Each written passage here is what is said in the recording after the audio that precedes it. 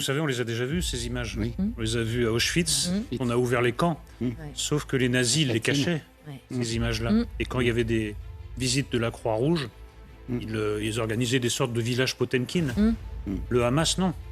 Le Hamas exhibe les corps amaigris de cet homme qui est plus mort que vif et exige des choses en inverse. Écoutez, on n'a pas affaire à des gens qui sont encore dans l'humanité, en réalité. Ils parlent d'ailleurs, ils parlent du côté du mal absolu.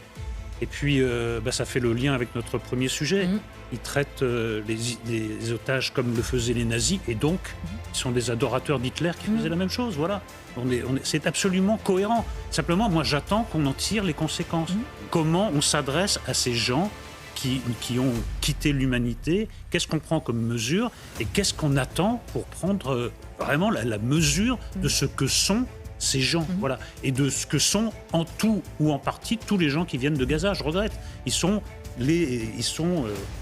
les contemporains, les concitoyens. Ils ont grandi dans cette idéologie, oui. dans ces valeurs-là, malheureusement, qui ne sont même pas des valeurs, je ne sais pas comment ça s'appelle. Dans cette absence de valeurs. Oui, dans cette absence de valeurs, vous avez raison. C'est une régression absolue, c'est absolument intolérable. Je trouve même que la réaction de la France est un peu molle. Moi, on va la voir. Voilà. Je trouve que l'indignation et l'expression de l'indignation n'est pas du tout à la hauteur des atrocités qu'on vient de voir. C'est vraiment profondément choquant.